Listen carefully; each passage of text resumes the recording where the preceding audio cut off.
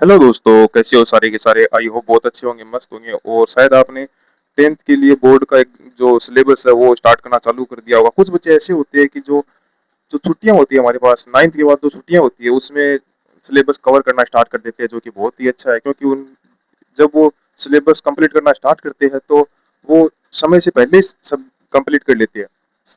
तो फिर उनके पास रिवीजन करने का टाइम मिल जाता है और वो बोर्ड में अच्छे परसेंटेज के साथ निकल जाते हैं। देखो, आज हम ये जो टेंथ क्लास की प्रश्नावली है, परिमेय और अपरिमेय संख्या, रेशनल और इरेशनल नंबर, इनके बारे में देखते हैं। चलो देखो, ये जो 1.2 की है, इसमें देखो फर्स्ट क्वेश्चन है, सिद्ध कीजिए कि रूट पांच एक अपरिमेय संख्या है। रूट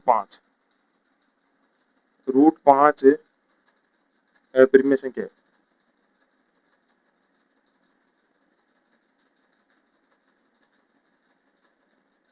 अपरिमेय संख्या है। अब देखो सॉल्यूशन किस प्रकार होगा इसका। देखो, रूट पांच एक अपरिमेय संख्या हमें सिद्ध करना है, तो हम क्या मान सकते हैं कि रूट पांच, पहले देखो इसके विपरीत मानते हैं, रूट पांच परिमेय संख्या है।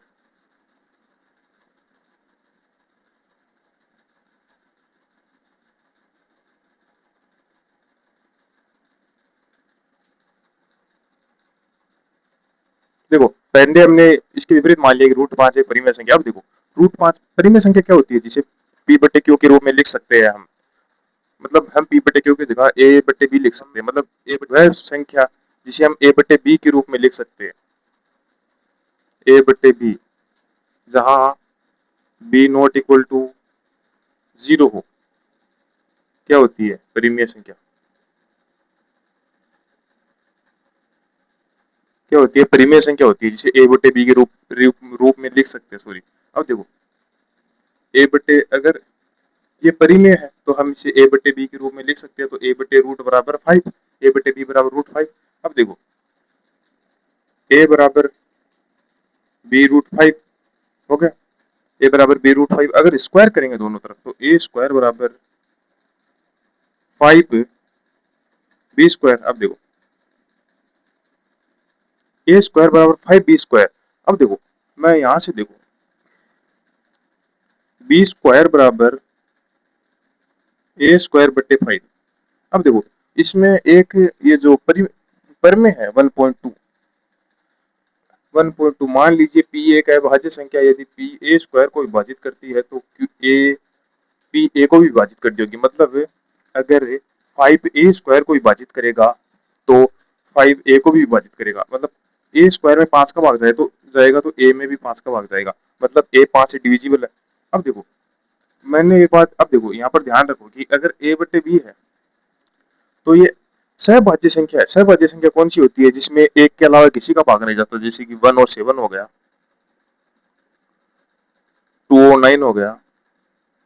इसमें वन का भाग ये जाएगा, थ्री का जाएगा, लेकिन इसमें थ्री का नहीं जाएगा। इसमें इसमें टू का जाएगा, लेकिन इसमें टू का नहीं जाएगा। ऐसा है कुछ। देखो, एक देखो ये फाइव और इलेवन हो गया। तो हम देखो, अगर मैं मान लो सात बटा एक लिख दूंगा, नहीं, सेवन अपॉन वन लिख दूंगा तो इसका ये सेवन आ जाएगा। नाइन अपॉन टू लिख दूंगा तो ये नाइन अपॉन टू ही रहेगा। और मैं अगर इलेवन अपॉन फाइव लिख दूंगा तो ये इलेवन अपॉन फाइव ही रहेगा। क्यों रहेगा? क्योंकि ये सहभाज्य संख्या है, सहभाज्य संख्या आपस में कटती नहीं है। मतलब ये कटेगी नहीं, कोई ऐसी संख्या होगी ऊपर भी या नीचे भी जो कि आपस में कटेगी नहीं, सहभाज्य संख्या होगी। तो इसमें देखो, ए स्क्वायर में पांच का भाग जा रहा है, मतलब इसमें कोई भी कॉमन फैक्टर नहीं होगा।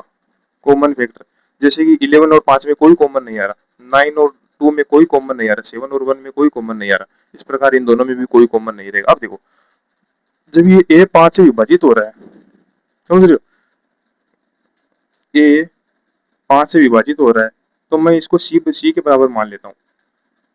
अब देखो, ए बराबर थ्री सी हो गया यहाँ से, नहीं सॉरी, ये फाइव सी हो गया ए बराबर।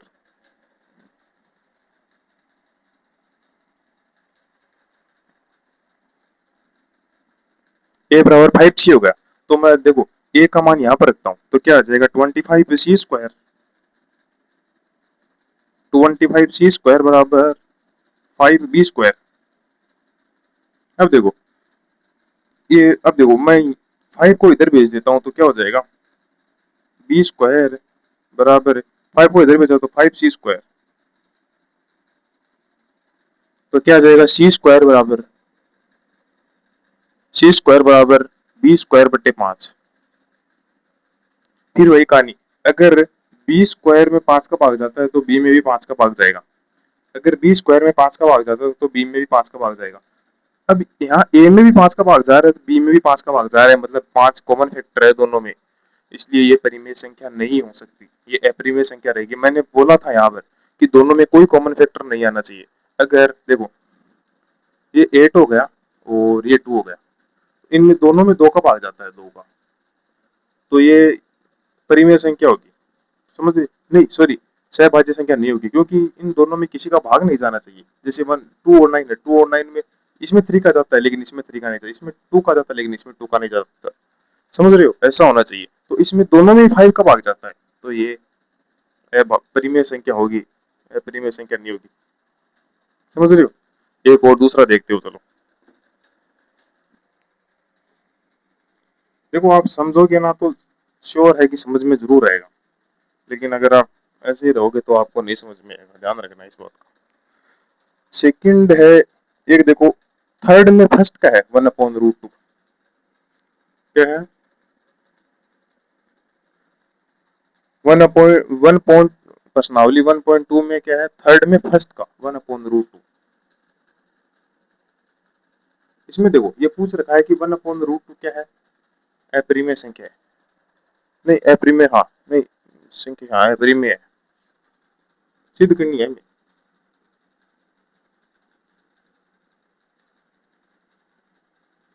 अपरिमेय है, देखो सिद्ध किस से सेकंड नंबर का, सॉरी, सॉल्यूशन क्या करेंगे, देखो हम पहले इसके विपरीत मान लेते हैं, माना 1/√2 परिमेय संख्या है, परिमेय है,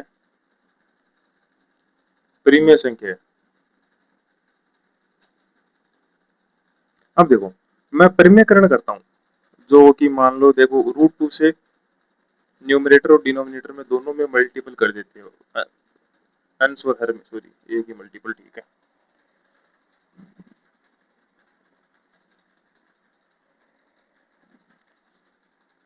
क्योंकि √2 और √2 आपस में कैंसिल हो जाएगा, वापस कितना बचेगा, 1/√2। तो हम इसको सिद्ध करेंगे तो, सॉरी मल्टीपल करेंगे तो क्या बचेगा, √2/2। अब आपको पता है कि √2 एक अपरिमेय संख्या है, √2 एक अपरिमेय संख्या है, तो √2/2 भी एक अपरिमेय संख्या होगी।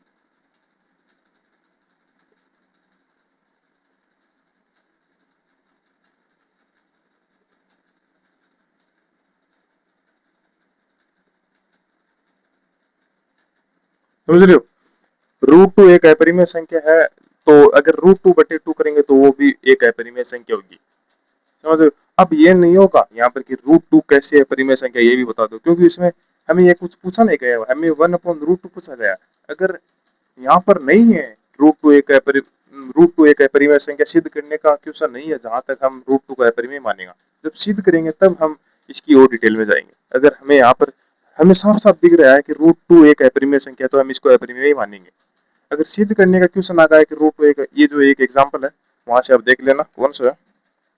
हाँ मतलब पर में 1.3 है, उसमें है क्वेश्चन, हाँ देख लेना। √2 एक, हमें पता है कि √2 एक अपरिमेय संख्या है और √2/2 भी एक अपरिमेय संख्या होगी। ठीक है, अब एक और क्वेश्चन है वो बता देता हूँ मैं, अलग अलग फॉर्मेट की क्वेश्चन बता देता हूँ ताकि आपको समझने में आसानी हो जाए।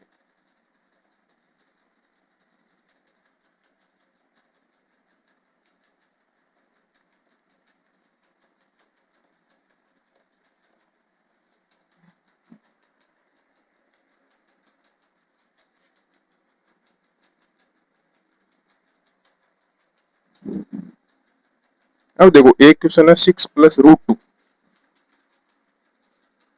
थर्ड का, इसमें 3 के क्वेश्चन में तीसरा ही है 6 + √2, अपरिमेय है।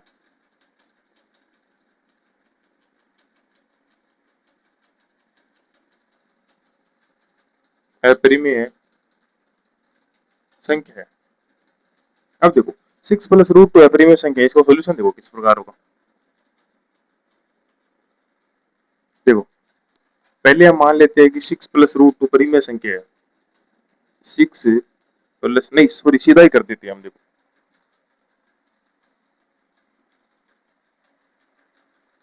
देखो एक बात बता दूं मैं, अगर ये ध्यान में रखना है कि 6 प्लस रूट टू है, तो जहां पर 6 परिमेय है और रूट टू है परिमेय, तो परिमेय है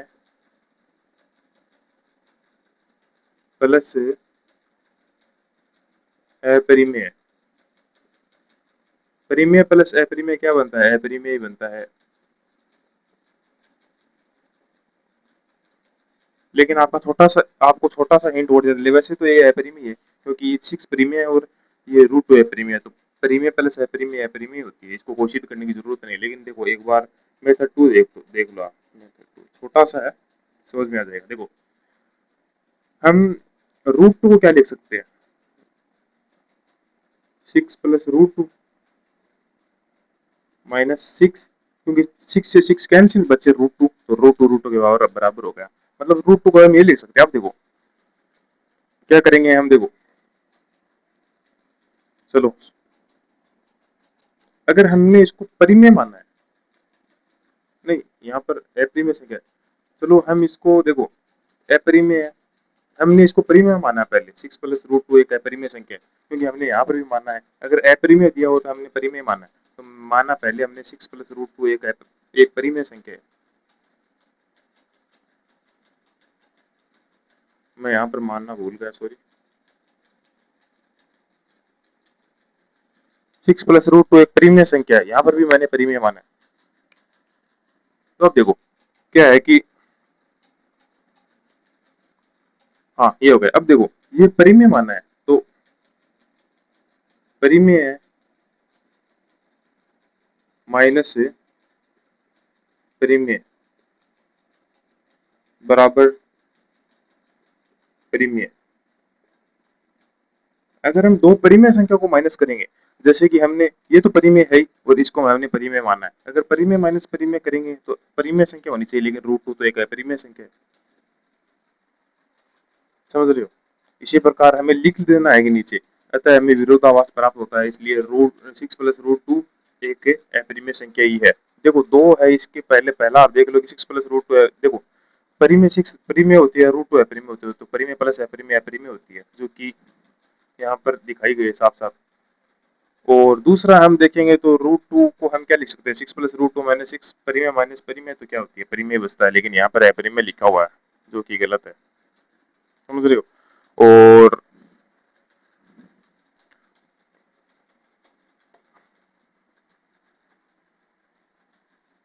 और देखो मैं आपको इतना ही कराऊंगा क्योंकि इसमें इतने फॉर्मेट है, ज्यादा नहीं है।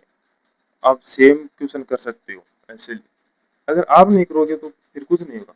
मैंने 3 क्वेश्चन करवा दिए और बाकी आप करो, क्योंकि इसमें कुछ नहीं है, 2 क्वेश्चन और बचे हैं, सेकंड का और थर्ड में सेकंड का। अब इसमें जो थर्ड में सेकंड का है वो तो पहले क्वेश्चन जैसा है, और जो सेकंड का है वो थर्ड में थर्ड क्वेश्चन जैसा है। समझ रहे हो? अब देखो आप ये फॉर्मूला देख लो एक बार। देखो माना कोई नंबर है, देखो ए और बी दो नंबर है, उसका एचसीएफ और एलसीएम निकाला हमने, तो HCF of A comma B into LCM of A comma B बराबर ए इंटू बी। मतलब दोनों नंबर का जो एचसीएफ और एलसीएम निकाला है, उन दोनों को मल्टीपल करके, उन दोनों को मल्टीपल होगा, वो दोनों नंबर के मल्टीपल के बराबर होगा। समझ रहे हो? सेकंड है, देखो एक आप ये भी मान सकते हो जो कि गलत होगा, A comma B comma C, कभी आप ये मत मान लेना H F A comma B comma C into LCM में A comma B equal to, नहीं sorry, A comma B comma C.